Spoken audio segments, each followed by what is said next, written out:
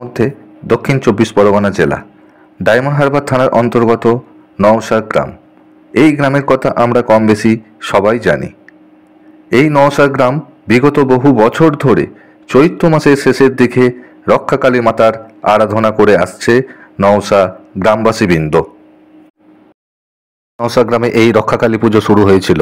তারা এই পুজো প্রচলন করেছিল। কেনই বা মায়ের কাছে মোষ বলি ও পাঁঠা বলি দেওয়া হয়, কেনই বা মায়ের কাছে পুজো দিতে আসে? আজকের আমাদের প্রতিবেদন নওশা শ্রী শ্রী রক্ষাকালী মাতার পূজার কাহিনী। শেষ পর্যন্ত দেখতে ভিডিওটিকে কন্টিনিউ করবেন ও চ্যানেলটিকে সাবস্ক্রাইব করে দেবেন। যখন ছোটবেলায় যা দেখেছি ওই কালীবাড়িটা টিনে ছাউনি ছিল, হ্যাঁ, আর কালীবাড়ির চারদিকে ওয়াল দিয়ে ওটা ঘেরা ছিল, এবং ওই যেদিকটা এখন ভাড়ার ঘর হয়, টেম্পোরারি যে ভাড়ার ঘর, ওইটা একটা ঘরও ছিল রায়বাড়ির মতো। তারপরে ওই কালীবাড়ির যে ঘর ঘটনাচক্রে আগুনে পুড়ে যায়, হ্যাঁ, ভস্মীভূত হয়। ভস্মীভূত হওয়ার পরে তারপরে এই মন্দিরটা, তারপরে প্রথমে ঘরের থেকে পুড়ে যাওয়ার পরে টিনের হয়, টিনের ঘরে থেকে ওই ঘরে পরে এইটা মন্দির হয় বহুদিন পরে। আচ্ছা, তারপরে আগে ঘেরাও ছিল চারদিকটা, আর ওই পাশে একটা ইয়ে ছিল লাইব্রেরির মতো, এইসব পুরো ঘোষ হয়ে যায়। তা এখন বর্তমানে ওইখানে একসময় ওটা ছিল, ওরা ওই জায়গাটা ছিল ওই পাড়ার থেকে আমরা পুজো করবো, গ্রামের পুজো নয়। তখন ওই নিয়ে দীর্ঘদিন মামলা হওয়ার পরে কোর্ট থেকে হাকিম এসে জায়গার মধ্যে দেখে সব গ্রামের লোক সব একদিকে, হ্যাঁ, তারপরে হাকিম এসে সব সরজমিনে দেখে এ করলো যে এটা তাহলে সাধারণেরই জায়গা, এই জায়গা তোমাদের নয়, এই সাধারণের যখন এই পুজো এতদিন হয়েছে এটা পুজোটা সাধারণের, সেখান থেকে ওই জায়গাটা সাধারণের হয়ে যায়।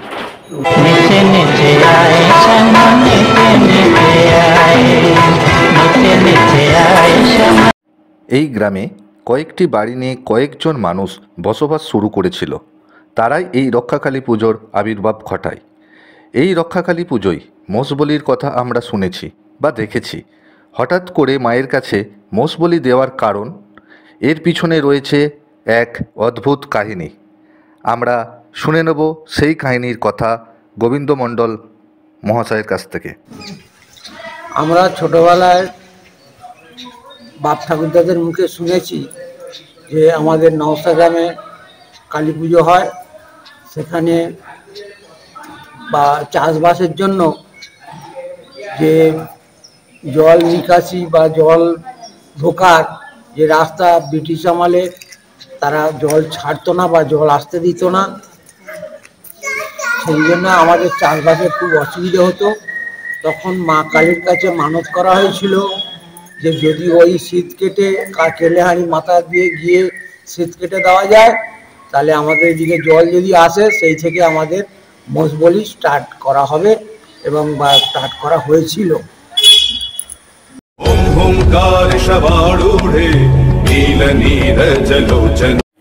এই পুজো প্রতি বছর শনিবার করে হয়ে আসছে, কিন্তু শনিবার কেন? অন্য বারে তো পুজো হতে পারত। কি বলছেন আমরা জানবো গোপাল মণ্ডল মহাশয়ের কাছ থেকে।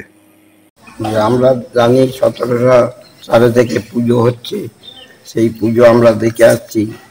বাপ ঠাকুরদার আমাদের পূর্বপুরুষ সেই পুজো হচ্ছে, এখনো হয়ে চলেছে।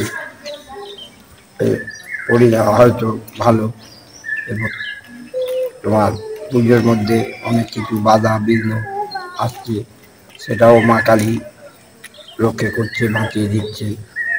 সেইভাবে আমাদের পুজো পূর্বপুরুষ চলছে আর চলবে। যা বয়স হয়েছে, আমার বয়স অনুযায়ী আমি দেখছি পুজো আমাদের এইভাবে হচ্ছে এবং হয়ে চলছে, এবং এইভাবে হবে। বুড়োরা যেমন রেখেছে আমরা দেখছি, এই পালন বলো, যা কিছু বলো, বুড়োদের মতে আমরাও চালিয়ে যাচ্ছি। ছেলেরা যা বর্তমানে হয়েছি সেই বুড়োদের মতামত নিয়ে সেই মতো খাতা, সেই মতো বাজনা, সব কিছু বুড়োদের মতে আমাদের পুজো হচ্ছে।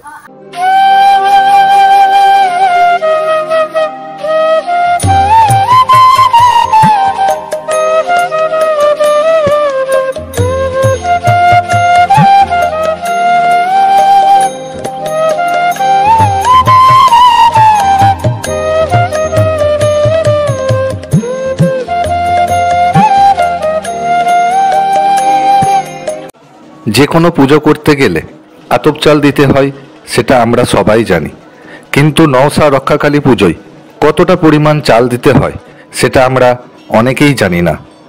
কত মন চাল দিতে হয় নওশা রক্ষাকালী মায়ের কাছে? কতজন ব্রাহ্মণ এই রক্ষাকালী পুজো করে থাকেন? কদিন ধরে এই পুজো হয় আমরা জেনে নেব দুলাল মণ্ডল মহাশয়ের কাছ থেকে। গেলে ফুল, তুলসী, দুর্বা, চন্দন এবং দুর্বার মালা, বেলপাতার মালা, ফুলের মালা এবং অর্ঘ্য এইসব সাজিয়ে তারপরে আমাদের ঠাকুরমশা আসনে বসে ঘটে স্থাপন করার জন্য তাকে পঞ্চপল্লব দেওয়া হয়। গঙ্গা জল, নানা রকম উপকৃত জিনিস ঘটে স্থাপন করতে হয়। পঞ্চকষা এইসব দিয়ে ঘটকে স্থাপন করে ঠাকুরমশা সেই পূজার স্থাপন করে। তারপরে ঠাকুরকে ভালো করে মালা টালা দিয়ে কেউ গহনা মানত করে, কেউ গহনা দেয়, কেউ পাঁঠা মানত করে, কেউ পাঁঠা দেয়, কেউ মহিষ মানত করে, মহিষ দেয়, কেউ হচ্ছে তোমার যে আমার ছেলে ভালো হয়ে যাবে, আমি এই সব পূজা দিয়ে বাজনা দিয়ে মাকে ভালো করে আনন্দ সহকারে পূজা দেবো। এবং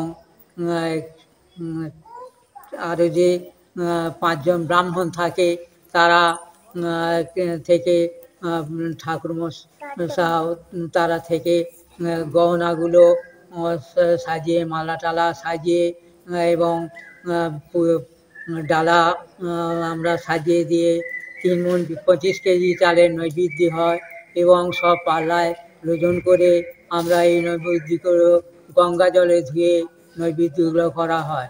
এবং এই পূজা চলাকালীন অনেকে তোমার ডালা বাইরে থেকে এসেও দিয়ে যায়। তারাও অনেক সময় এই পূজায় সয়ে যায় যে আমার সন্তান ভালো থাকবে, বাবা মা ভালো থাকবে, আমরা মাকে ভালোভাবে পূজা দিয়ে যাবো বায়না সহকারে।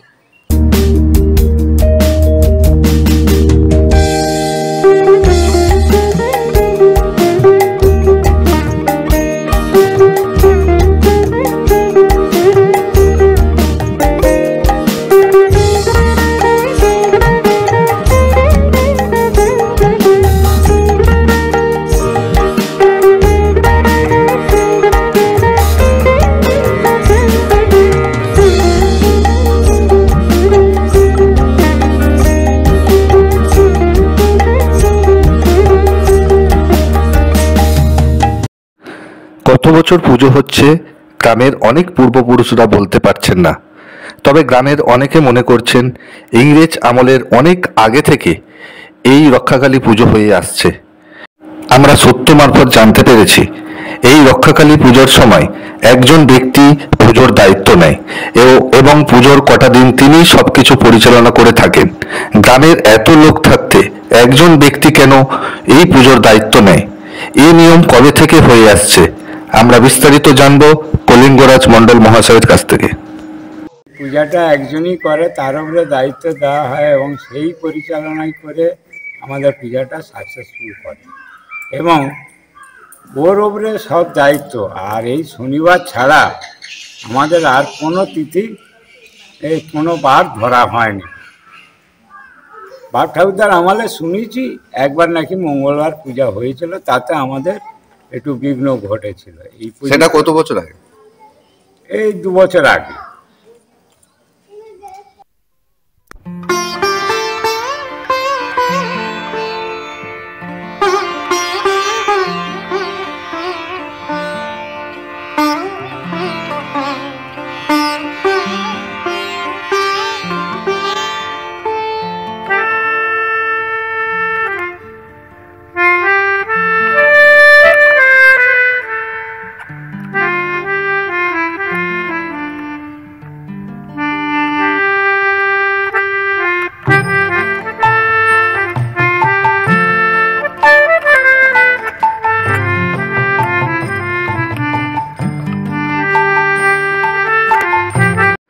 আমরা যতদূর জানতে পেরেছি, মা রক্ষাকালী সবার মঙ্গল কামনা করে থাকে। মায়ের কাছে মঙ্গল কামনার জন্য প্রার্থনা করলে মা রক্ষাকালী কাউকে ফেরায় না। সেই জন্য অনেক দূর দূরান্ত থেকে ভক্তবৃন্দরা আসে এই নওশা গ্রামে রক্ষাকালী মাতার কাছে। এই বিষয়ে বিস্তারিত জানাবেন দুলাল মণ্ডল মহাশয়। গ্রামের সবাই, গ্রামবাসী সবাই মানে পূজায় আনন্দে মেতে ওঠে এবং সবাই চায় যে ভালোভাবে পূজা অনুষ্ঠান হোক। এবং বাইরে অনেকে মানত করে যে আমরা এখানে ভালো পূজা হয়, আমরা এখানে এসে বাচ্চিকের ডালা এবং পাঁটা বাজনা সহকারে তারা এখানে পূজা দিয়ে যায় এবং অনেকে গহনাও দিয়ে যায়, তাদের মনস্কামনা পূর্ণ হয়। এবং গোটা গ্রাম চতুর্দিকে জেনারেটর এবং মাইক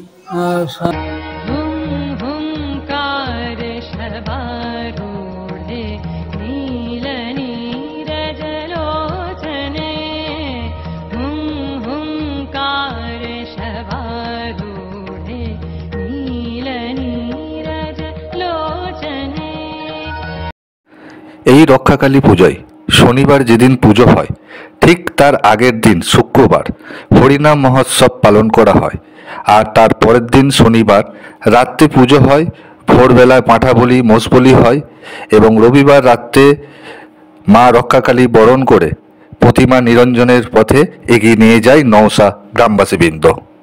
এই পুজোয় গ্রামবাসী কতটা খুশি তা আমরা জেনে নেব। বলি হ্যাঁ, বাড়িতে 50 জন লোক আসে অন্ত, পূজা ভালো আনন্দ করা হয়। কদিন ধরে পুজো হয়? হ্যাঁ, 4 দিন ধরে। হরিনাম কবে হয়?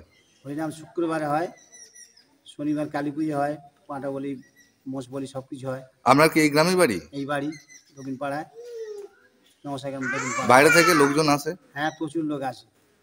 আর শুনেছি বাজি নাকি প্রচুর হয় এই গ্রামে? হ্যাঁ হয়, প্রচুর হয়, এখন তৈরি হচ্ছে, সব রেডি হচ্ছে। তো আগামী পুজোর প্রস্তুতি কেমন? ভালো, খুব ভালো।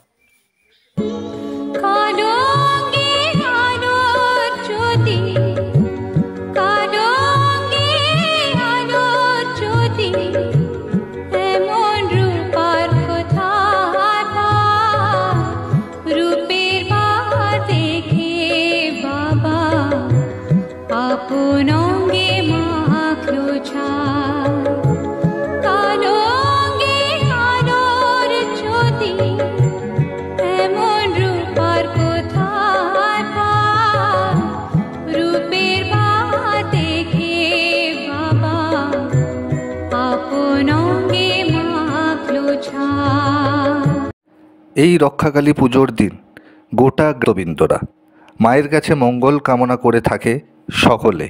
এছাড়াও মায়ের কাছে গণ্ডি দেয় ও অনেকে। মা কতটা জাগ্রত তা প্রমাণ পেয়েছে অনেক ভক্তবৃন্দরাই। এই গ্রামে 5টি ক্লাব আছে, প্রতিটি ক্লাবে বাজি কমিটি থাকে। পুজোর দিন ও তার পরের দিন যতক্ষণ না পর্যন্ত প্রতিমা নিরঞ্জন হচ্ছে ততক্ষণ পর্যন্ত বিভিন্ন ধরনের বাজি প্রদর্শনী দেখায় ওই ক্লাবের বাজি কমিটিগুলো।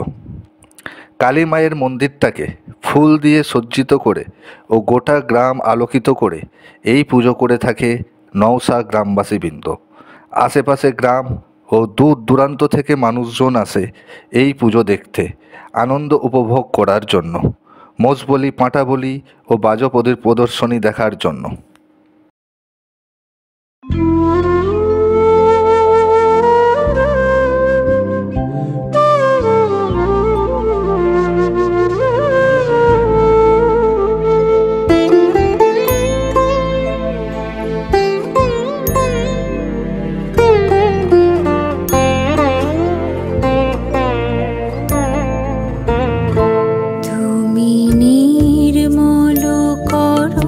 মঙ্গল করে মলি